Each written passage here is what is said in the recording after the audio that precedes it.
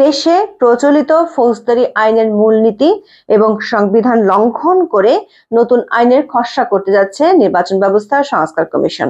এর আগে দেশীয় ও আন্তর্জাতিক চাপে দল নিষিদ্ধের আইন প্রণয়ন করতে গিয়ে পিছু হটেছিল সরকার। এবার নির্বাচন ব্যবস্থা সংস্কার কমিশনকে দিয়ে নতুন ফন্দি আটছে। ফন্দিটি হলো বিচার বহির্ভূত হত্যা, গণহত্যা, গুম, অমানবিক নির্যাতনের মতো মানবতা বিরোধী অপরাধের দোষী নয়, শুধু অভিযুক্ত হলেই জাতীয় সংসদ নির্বাচন থেকে বিরত রাখার বিধান রেখে খসড়া করতে যাচ্ছে এই কমিশন। আমাদের অনুসন্ধান বলছে, একদিকে নির্বাচন ব্যবস্থা সংস্কার কমিশনের ৮ সদস্যের মধ্যে কোনো আইনবিদ এবং আইনজীবী নেই। আবার নির্বাচন ব্যবস্থার সংস্কার কমিশনের যে কার্যপরিধি, সেখানে কোথাও খসড়া আইন তৈরির এখতিয়ার দেয়া নেই। তা সত্ত্বেও আস্ত একটা আইনের খসড়া তারা করতে যাচ্ছে বলে গণমাধ্যমকে জানিয়েছে। আমরা বিষয়টিকে দেখছি নাপিত দিয়ে সার্জারি বা শল্য চিকিৎসা করার মতো অভিনব ঘটনার, যার পেছনে আছে কিছু দুর্ভিসন্ধি। চলুন যাওয়া যাক বিশ্লেষণে। নির্বাচন ব্যবস্থার সংস্কার ১৫০টির মতো সুপারিশ করেছে সংস্কার কমিশন। তার মধ্যে আমরা আজকে আলোচনা করতে চাই দুটো সুপারিশ নিয়ে। প্রথমটি হলো জাতীয় সংসদ নির্বাচনে প্রার্থীদের যোগ্যতা অযোগ্যতা সংক্রান্ত কমিশনের সুপারিশকৃত ২-১ অনুচ্ছেদের ৬ নম্বর সুপারিশটি নিয়ে। সুপারিশটিতে বলা হয়েছে, গুরুতর মানবাধিকার যেমন বিচার বহির্ভূত হত্যা, গুম, অমানবিক নির্যাতন, সাংবাদিক বা মানবাধিকার কর্মীর উপর হামলা এবং গুরুতর দুর্নীতি, অর্থ পাচারের অভিযোগে গুম কমিশন বা দুর্নীতি দমন কমিশন বা আন্তর্জাতিক অপরাধ আদালত কর্তৃক অভিযুক্ত হলে তাদেরকে সংবিধানের ৬৬-২ অনুচ্ছেদের ৬ ধারার অধীনে একটি বিশেষ আইন প্রণয়ন করে সংসদ সদস্য হওয়ার অযোগ্য করা। দৈনিক প্রথম আলোর খবরে বলা হয়েছে, গুরুতর মানবাধিকার লঙ্ঘনে অভিযুক্ত ব্যক্তিদের নির্বাচন থেকে দূরে রাখতে একটি বিশেষ আইনের খসড়া তৈরি করছে নির্বাচন ব্যবস্থা সংস্কার কমিশন। খসড়ায় বিচার বহির্ভূত হত্যা, গণহত্যা, গুম, অমানবিক নির্যাতনের মতো মানবতা বিরোধী অপরাধে অভিযুক্ত হলে জাতীয় সংসদ নির্বাচন থেকে বিরত রাখার বিধান রাখা হচ্ছে। পত্রিকাটি সংস্কার কমিশন সূত্রে এ তথ্য জেনেছে। তবে পত্রিকাটির খবরে বলা হয়েছে, এখন পর্যন্ত এই আইনের খসড়া চূড়ান্ত হয়নি। কমিশন খসড়া তৈরির কাজ করছে। ৩১ জানুয়ারির মধ্যে সরকারকে এই খসড়া প্রস্তাব দেওয়া সম্ভব হবে বলে কমিশন আশা করছে। আমাদের অনুসন্ধান বলছে, এ ধরনের আইন তৈরি করার এখতিয়ার সংস্কার কমিশনের নেই। ২০২৪ সালের ৩ অক্টোবর অন্তর্বর্তীকালীন সরকার ডক্টর বদিউল আলম মজুমদারকে প্রধান করে নির্বাচন ব্যবস্থার সংস্কার কমিশন গঠন করেছিল। চলুন দেখে আসি সেই কমিশনের কার্যপরিধিতে কি কি বলা আছে, মানে তাদেরকে কি কি করার ক্ষমতা দেওয়া হয়েছে।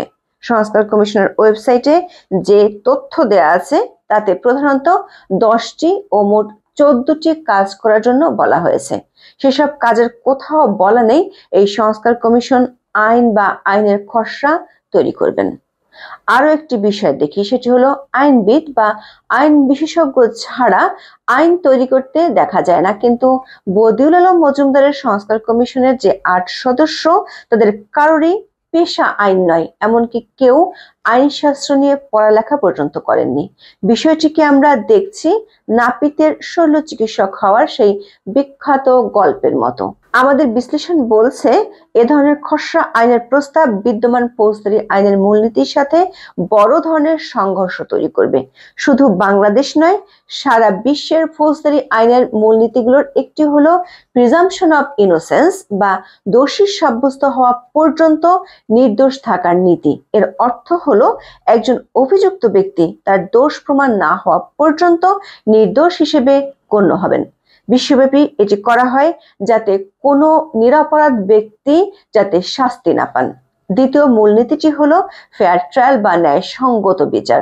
আইনে বলা আছে, প্রতিটি অভিযুক্ত ব্যক্তির জন্য ন্যায়সঙ্গত বিচার নিশ্চিত করতে হবে। এতে স্বাধীন বিচারক, আইনজীবী, সঠিক প্রমাণ এবং অপরাধীকে যথাযথ সুযোগ দেওয়া অন্তর্ভুক্ত। প্রথম আলোর খবরে বলা হয়েছে, ট্রাইব্যুনালের তদন্ত সংস্থা অভিযোগের সত্যতা পাওয়ার অর্থ হচ্ছে অভিযুক্ত ব্যক্তির বিরুদ্ধে মানবতা বিরোধী অপরাধের যথেষ্ট তথ্য প্রমাণ আছে। তাই বিশেষ আইনের খসড়ায় এ বিষয় রাখার সিদ্ধান্ত হয়েছে। নির্বাচন ব্যবস্থা সংস্কার কমিশনের প্রধান বদিউল আলম মজুমদার প্রথম আলোকে বলেছেন, আন্তর্জাতিক অপরাধ ট্রাইব্যুনালে কারো বিরুদ্ধে চার্জ গঠন করা হলে তাকে এবং গুম কমিশনের তদন্তে যাদের বিরুদ্ধে প্রমাণ পাওয়া যাবে তাদের নির্বাচনে অযোগ্য ঘোষণা করা, এরকম একটি বিশেষ আইন করে মানবতা বিরোধী অপরাধীদের নির্বাচনের অঙ্গন থেকে দূরে রাখা যায়। এ বিষয়ে তারা একটি আইনের খসড়া দেবেন যাতে সরকার এটিকে আইনে পরিণত করতে পারে। দর্শক, খেয়াল করে দেখুন, শুধুমাত্র সরকার পক্ষের বা প্রসিকিউশন অভিযুক্ত করলেই নির্বাচন করতে পারবে না, যেটি একদিক থেকে আদালত অবমাননার শামিলও বটে।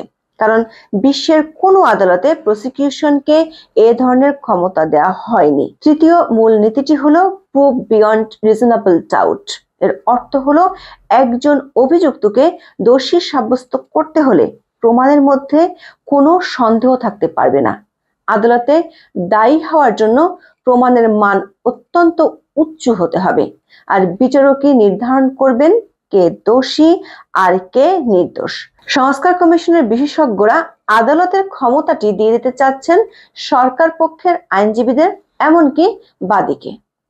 আমাদের বিশ্লেষণ বলছে, প্রস্তাবিত এই সুপারিশ ও খসড়াটি সংবিধানের মৌলিক মানবাধিকার সংক্রান্ত 31 ও 35 অনুচ্ছেদের সুস্পষ্ট লঙ্ঘন। আবার বর্তমানে যেসব বিধান প্রচলিত আছে সেগুলোর লঙ্ঘন হবে এই সুপারিশটিতে। বিদ্যমান সংবিধানে জাতীয় সংসদ সদস্য হওয়ার যোগ্যতা অযোগ্যতার শর্ত সম্পর্কে বলা আছে।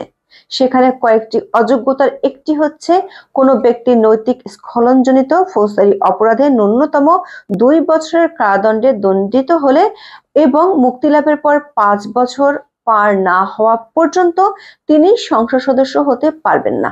আরেকটি অযোগ্যতা হলো 1972 সালের বাংলাদেশ যোগ সাজসকারী বা বিশেষ ট্রাইব্যুনাল আদেশের অধীনে কোনো অপরাধের জন্য দণ্ডিত ব্যক্তিও নির্বাচনের অযোগ্য হবেন। সংবিধানের ওই অনুচ্ছেদে বলা আছে, কোন আইনে দণ্ডিত ব্যক্তিও নির্বাচনে প্রার্থী হওয়ার অযোগ্য বিবেচিত হবেন। বিদ্যমান বিধানে সাজা না হওয়া পর্যন্ত কেউ নির্বাচনের অযোগ্য হবেন না। আবার নিম্ন আদালতে সাজাপ্রাপ্ত হলেও উচ্চ আদালতে আপিল করে নির্বাচনে প্রার্থী হওয়ার নজির আছে। প্রশ্ন হলো, সংস্কার কমিশন কেন এমন সুপারিশ করেছে, আর কেনই বা তারা এমন খসড়া আইন সরকারকে দিতে চাচ্ছে যেটির এখতিয়ার তাদের নেই? পত্রিকাটি বলছে, দণ্ডিত হওয়ার আগেই নির্বাচনে অযোগ্য করা যৌক্তিক হবে কিনা এই প্রশ্ন কেউ কেউ তুলেছেন।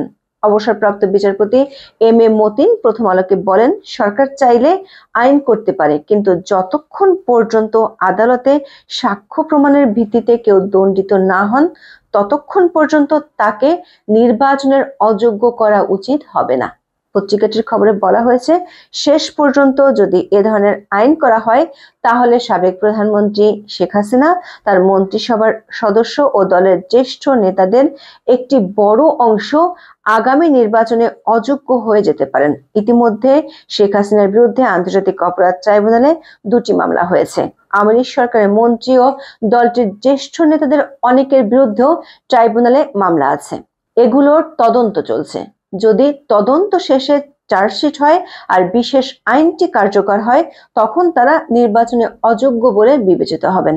আমাদের অনুসন্ধান বলছে, অক্টোবরের শেষের দিকে আইসিটি আইনে নতুন বিধান যুক্ত করে আওয়ামী লীগকে নিষিদ্ধ করার একটি উদ্যোগ সরকার নিয়েছিল, কিন্তু দেশীয় আন্তর্জাতিক চাপে 2 দিনের মধ্যে সরকার সিদ্ধান্ত পরিবর্তন করতে বাধ্য হয়। তখন এমনকি সংস্কার কমিশনের প্রধান বদিউল আলম মজুমদারও বলেছিলেন, আওয়ামী লীগ আগামী নির্বাচনে অংশ না নিলেও নির্বাচন গ্রহণযোগ্য হবে। কিন্তু খবর হলো, আন্তর্জাতিক চাপের মুখে পড়ে তিনি সেই বক্তব্য থেকে সরে আসেন। তবে সরকারের ওই চেষ্টা নিয়ে এখনো সন্দিহান দেশীয় ও আন্তর্জাতিক গ্রুপটি। 20 জানুয়ারি জাতিসংঘের একটি দল জামাত ইসলামের সাথে বৈঠকে কোনো দলকে নিষিদ্ধ করা হবে কিনা জানতে চেয়েছে। আমাদের অনুসন্ধান বলছে দল নিষিদ্ধের উদ্যোগ ভেস্তে যাওয়ায় সরকার এখন ব্যক্তি নিষিদ্ধের জন্য আইন করতে চায়, আর এটি করতে চায় আগামী নির্বাচনে কিংস পার্টিকে মজবুত করতে। নির্বাচনে আওয়ামী লীগের সম্ভাব্য প্রার্থীদের নির্বাচন করতে না দেয়া গেলে সেসব আসনে কিংস পার্টির নেতারা প্রতিদ্বন্দ্বিতা তৈরি করতে পারবেন, কমপক্ষে জামানত হারানোর আশঙ্কা থাকবে না।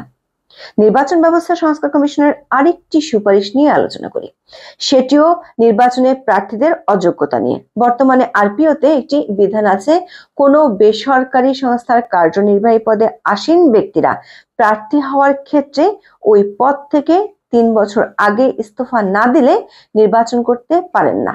বদিউল আলম মজুমদারের কমিশন এই ধারাটি বাতিল চায়, কিন্তু কেন? খবর হলো, সামনের নির্বাচনে এনজিওগ্রাম সরকারের অনেক এনজিও প্রধান নির্বাচন করতে চায়, তাদের পথ সুগম করতেই এমন সুপারিশ। আজ এ পর্যন্ত। সবাই ভালো থাকুন, সুস্থ থাকুন, নিরাপদে থাকুন। দেখা হবে আগামী পর্বে।